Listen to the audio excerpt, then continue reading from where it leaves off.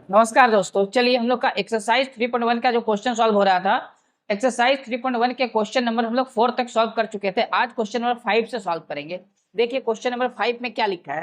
Question number 5 में लिखा है एक आयताकार बाग जिसकी लंबाई चौड़ाई से 4 मीटर अधिक है का अर्ध परिमाप 36 मीटर है। बाग की विमाएं ज्ञात करें।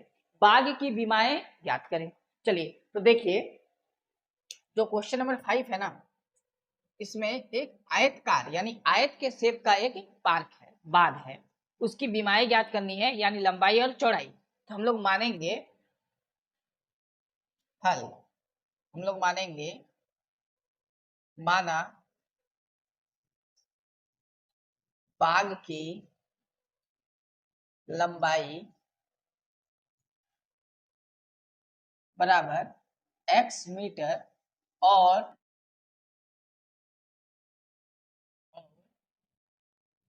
बाग की चौड़ाई बराबर y मीटर। ठीक है, आपको यूनिट मीटर में दिया है इसीलिए इकाई हम लोग जो इसका होगा वो मीटर में मानेंगे। तो बाग की लंबाई यानी l x मीटर हम लोग मानेंगे और चौड़ाई y। अब देखिए प्रश्न अनुसार क्या बोला गया है। प्रश्न अनुसार जो बाग है इसका लंबाई चौड़ाई से 4 मीटर अधिक है। जो लंबाई है वो चौड़ाई से 4 मीटर अधिक है, यानी लंबाई में से अगर चौड़ाई को माइनस किया जाए तो 4 आएगा, क्योंकि लंबाई चौड़ाई से 4 अधिक है।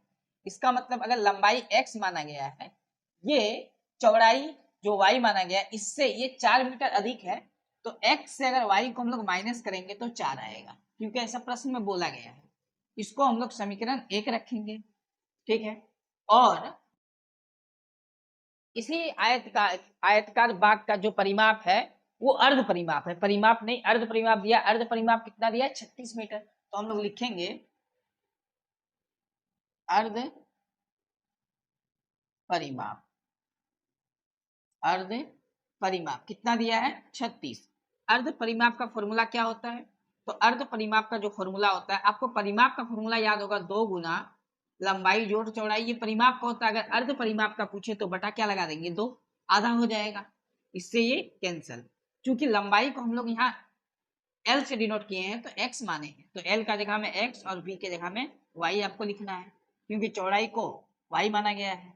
ये समीकरण 2 हो जाएगा। ठीक है, आप रोमन का ही नंबर दीजिए, समीकरण 2 हो जाएगा। ये समीकरण 1 था। अब समीकरण 1 और 2 से हम लोग सॉल्व करेंगे। ठीक है, तो आपको लिखना है समीकरण 1 और 2 से।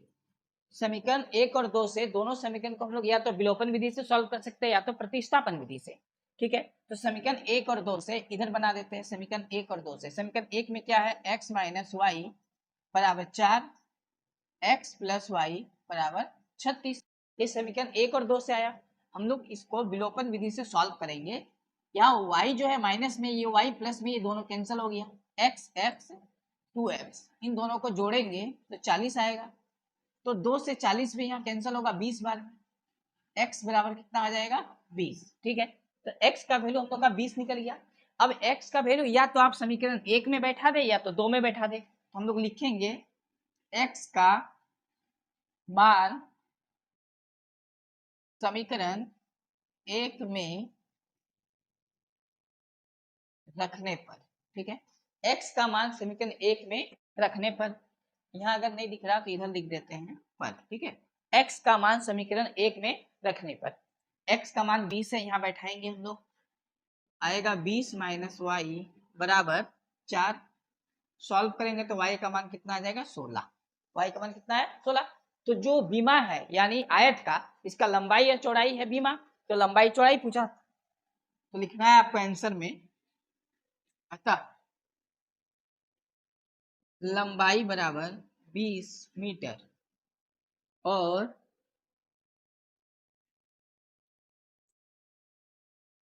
चौड़ाई बराबर 16 मीटर। ये आपका आंसर हो गया। तो जो आयतकार बाग था उसका बीमा पूछा था, वो बीमा क्या आया? 20 और 16, लंबाई और चौड़ाई में। ये हम लोग का आंसर हो गया। चलिए, तो ये हम लोग का 5 नंबर क्वेश्चन था ना। अब हम लोग इसके बाद 6 नंबर क्वेश्चन को सॉल्व करेंगे। देखिए इसका जो क्वेश्चन नंबर 6 है, क्वेश्चन नंबर 6 आप पहले पढ़ लीजिए, ठीक है। क्वेश्चन नंबर 6 क्या लिखा है 6 में क्वेश्चन नंबर में, एक रैखिक समीकरण 2x + 3y - 8 = 0 दी गई है। दी चरों में, दो चरों होगा वहाँ, दो चरों में एक ऐसी और रैखिक समीकरण लिखिए ताकि प्राप्त युग्म का ज्यामितीय निरूपण जैसा कि एक नंबर में लिखा है प्रतिच्छेद करती रेखा हो, 2 नंबर में समांतर रेखा हो और 3 नंबर बोला गया है संपाती रेखा हो, ठीक है। आप पढ़ लिए। अब चलिए इसको हम लोग समझते हैं क्या बोला है। देखिए क्वेश्चन नंबर 6 में आपको एक दो चर वाला रैखिक समीकरण दिया है, आपको अलग से दो चर वाला रैखिक समीकरण ऐसा बताना है कि दोनों समीकरण को जब हम लोग तुलना करेंगे तो पहला बात की प्रतिच्छेद करती हुई रेखा होना चाहिए, फिर एक अलग से ऐसा समीकरण देना है जिसमें संपाती रेखा होना चाहिए, और तीसरा ऐसा देना है जिसमें समांतर रेखा होना चाहिए। नहीं, दूसरा में समांतर है, तीसरा में संपाती है। चलिए तो हम लोग समझते हैं इसको अच्छे से। पहला वाला जो 6 का लिखा है क्वेश्चन 6 का 1 नंबर, तो 1 नंबर में लिखा हुआ है प्रतिच्छेद करती रेखा, प्रतिच्छेद करती रेखाएं, ठीक है। रेखाएं प्रतिच्छेद करती कब होगा, जब दो समीकरण को हम लोग कंपेयर करेंगे और a1/a2 नॉट इक्वल टू यानी बराबर नहीं आना चाहिए b1/b2 के, तब रेखा प्रतिच्छेद होती है ना। तो हम लोग को देखिए इसको हम लोग हल करेंगे। तो ये तो पहली बात दिया हुआ है, तो क्या दिया है, तो आपको लिखना है दिया है, ठीक है। दिया हुआ समीकरण है 2x + 3y - 8 = 0। हम लोग इसको समीकरण 1 मानते हैं, ठीक है। ये समीकरण दिया हुआ है, आपको अपनी इच्छा से और एक ऐसा समीकरण लिखना है कि ये समीकरण और जो आप लिखिएगा उस समीकरण दोनों को तुलना करने पर ऐसा होना चाहिए कि रेखा प्रतिच्छेद करेगा। प्रतिच्छेद तभी करेगा जब a1/a2 बराबर ना हो b1/b2 के। तो हम लोग क्या करेंगे, ऐसा वैल्यू लेंगे जो कि बराबर ना हो सॉल्व करके, तो हम अपना मन से इसको बदल देते हैं, इसको 3 कर देते हैं या 2 कर देते हैं, इसको कुछ भी लिख सकते हैं, 7 लिख दिए बराबर 0। ये हम माने हैं समीकरण, ठीक है, अपने मन से। अब इन दोनों समीकरण को आप कंपेयर कराइए तो देखिए क्या आएगा, a1/a2 not equal to b1/b2 आएगा, है ना। तो हम लोग क्या लिखेंगे, a1 बराबर 2, b1 बराबर 3, c1 बराबर -8। हम लोग चेक कर लेते हैं होता है कि नहीं होता है। a1/a2 not equal to b1/b2, a2 बराबर 3, b2 बराबर 2 और c2 बराबर -7। इसीलिए a1/a2 2/3, b1/b2 3/2। देखिए बराबर तो आया नहीं, हम लोग लिख सकते हैं, अतः a1/a2 बराबर नहीं आया b1/b2 के। जब ऐसा कंडीशन हो जाएगा तभी रेखा कैसी होती है, प्रतिच्छेद करती रेखा होती है। यानी हम लोग का 2 नंबर जो समीकरण हम लोग माने थे ये बिल्कुल सही है, यानी आंसर आपका क्या होगा, लिख सकते हैं अतः समीकरण में 3x + 2y - 7 = 0, ये आपका आंसर है, ठीक है। आप चेक कर लीजिएगा मान के, ये हम लोग का सही बैठ गया, ठीक है। चलिए अब देखिए इसका 1 नंबर तो हो गया। अब 2 नंबर में क्या बोला गया है, 2 नंबर में है, 2 नंबर क्वेश्चन में समांतर, ठीक है। 2 नंबर में क्या दिया है, समांतर रेखाएं, समांतर रेखाएं हैं, ठीक है। रेखाएं समांतर कब होती है, रेखाएं समांतर कब होती है और संपाती कब होती है। देखिए जब आपस में a1/a2 बराबर हो b1/b2 के, लेकिन c1/c2 बराबर ना हो तो समांतर होती है। तो हम लोग को यहाँ लिखना है हल, सॉल्व कर रहे हैं, ठीक है। तो दिया हुआ समीकरण आपको लिखना है, दिया गया समीकरण, दिया गया समीकरण क्या है, 2x + 3y - 8 = 0। ये समीकरण 1 है, ठीक है, ये दिया गया समीकरण। अब देखिए समांतर लाने के लिए, समांतर लाने के लिए a1/a2 बराबर होना चाहिए b1/b2 के। तो ऐसा वैल्यू लेंगे कि कट टोट के बराबर हो जाए समांतर के केस में। तो हम यहाँ पर अपना मन से जो समीकरण ले रहे हैं हम इसको गुना कर डबल कर दे रहे हैं, 2 से मल्टीप्लाई कर दे रहे हैं, ठीक है। ये तो ये यहाँ पर कुछ अलग ले लेते हैं, यहाँ पर हम ले लेते हैं 12, ठीक है, बराबर 0। ये समीकरण 2 आया। अब देखिए 1 और 2 का अगर हम लोग तुलना करें, ठीक है, तो आप लिख सकते हैं समीकरण 1 और 2 का तुलना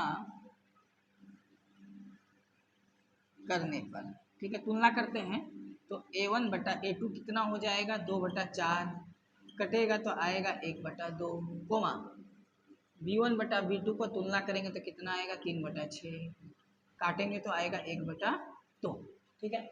ये तो बराबर है 1/2, अगर नहीं दिख रहा तो इधर लिख दे रहे हैं बराबर 1/2, ठीक है, 1/2 आया। अब देखिए हम लोग c1/c2 निकालेंगे, c1/c2, c1 कितना है -8, c2 कितना होगा -12, इसको इससे काटेंगे 4 दूनी 8, 4 तिया 2/3, ठीक है 2/3, ये अलग आ गया। यानी हम लोग जो समीकरण माने थे ये बिल्कुल सही है, आप कुछ भी ले सकते हैं, ठीक है।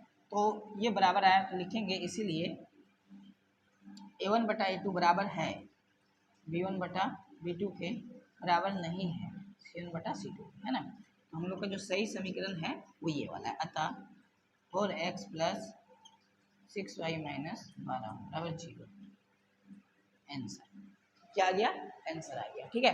तो अब देखिए ये 1 2 क्वेश्चन हो गया, इसमें एक और क्वेश्चन है तीसरा, हम लोग उसको अभी सॉल्व करेंगे, आप इसे नोट करें। देखिए इसका तीसरा क्वेश्चन 6 नंबर का तीसरा क्वेश्चन जो आखिरी क्वेश्चन होगा 6 नंबर के लिए, ठीक है। तो इसमें लाना क्या है, समपाती रेखा। समपाती रेखा का कंडीशन आपको याद होना चाहिए। तो अच्छा दिया गया समीकरण क्या है, पहले वो लिखते हैं 2x + 3y - 8 बराबर 0, ये क्या है दिया गया है, ठीक है, दिया है। अब ऐसे भी लिख सकते हैं ब्रैकेट में दिया है, ठीक है। चलिए ये हो गया समीकरण 1। हम लोग अपने मन से मानते हैं एक समीकरण समपाती तभी होता है जब a1/a2 बराबर हो b1/b2 बराबर हो c1/c2 के, ठीक है। बराबर लाने के लिए ये जो इक्वेशन है हम इसको हुबहू उतार देंगे दूसरा समीकरण को, तो भी हम लोग का बराबर आएगा, या डबल कर दें या ट्रिपल कर दें, कुछ भी कर सकते हैं। चलिए तो हम इसको कर देते हैं, मान लिया जाए 2, ठीक है, इसको कर देते हैं 4, इसको कर देते हैं 6 और इसको कर देते हैं 16, सब डबल कर दिए तो ही मेरा इक्वल आएगा, या उसी को उतार दे तो भी आएगा। ये समीकरण मेरा माना हुआ है, ठीक है। तो लिखेंगे समीकरण 1 और 2 की तुलना करने पर, तुलना करना है तो a1/a2 कितना हो जाएगा 2/4 कट के 1/2, b1/b2, b1 कितना है 3, ये कितना है 6, काटेंगे 3 कम 3, 3 दूनी 6, सब बराबर आना चाहिए। ऐसा आपको समीकरण 2 को सोचना है। c1/c2 -8 - 16, माइनस माइनस कैंसिल, 8 कम 8, 8 दूनी 16, 1/2, सब क्या आ गया बराबर आ गया। हम लोग लिख सकते हैं इसीलिए a1/a2 बराबर होगा b1/b2 के बराबर होगा c1/c2 के, सब बराबर है। अगर सब बराबर होता है तो रेखा क्या होता है समपाती होता है, तो समपाती ही आपको लाना था, है ना। तो हम लोग का ये जो माना हुआ समीकरण है बिल्कुल सही है, तो आप आंसर लिख सकते हैं। अतः 4x + 6y - 16 बराबर 0, ये आंसर हो गया आपका। तो 6 नंबर में टोटल 3 क्वेश्चन था, हम लोग सॉल्व किए। इससे पहले हम लोग क्वेश्चन नंबर 5 को सॉल्व किए। देखिए इस एक्सरसाइज में केवल एक क्वेश्चन और बचा हुआ है, उस क्वेश्चन को हम लोग अभी नहीं सॉल्व करते, उस क्वेश्चन को नेक्स्ट क्लास में सॉल्व करेंगे। वो क्वेश्चन इंपॉर्टेंट है बहुत ही अधिक, ठीक है, बहुत ही ज़्यादा वो इंपॉर्टेंट है, उसको नेक्स्ट क्लास में हम लोग सॉल्व करेंगे। आज के लिए हम लोग यहीं समाप्त करते हैं अपनी क्लास को, और आप वीडियो को अधिक से अधिक अपने फ्रेंड के बीच शेयर करिए, क्योंकि जो ये हम पढ़ा रहे हैं आपको एनसीईआरटी का न्यू जो मैथ का बुक है ये पूरा कंप्लीट होगा, आपको स्टेप बाय स्टेप हम लोग धीरे धीरे आगे बढ़ेंगे। टोटल जितना प्रश्नवाली का सवाल है सारा सवाल को हम लोग सॉल्व करेंगे। अब बच गया प्रश्नवाली के पीछे का जो एग्जाम्पल है, वो एग्जाम्पल बना हुआ है, उसको आप देख के सॉल्व कर सकते हैं। समझ में नहीं आएगा एग्जाम्पल तो आप कमेंट करिएगा, उस एग्जाम्पल को भी हम सॉल्व करके समझा देंगे। यानी पूरा एनसीईआरटी बुक आपको फ्री में पूरा हम यूट्यूब पे पढ़ाएंगे। तो आप इसलिए मेरे चैनल को सब्सक्राइब कर लें, और अधिक से अधिक वीडियो जो आपको पसंद है अपने दोस्तों को भी शेयर करें, और लाइक करना ना भूलें। मिलते हैं नेक्स्ट वीडियो में। जय हिंद।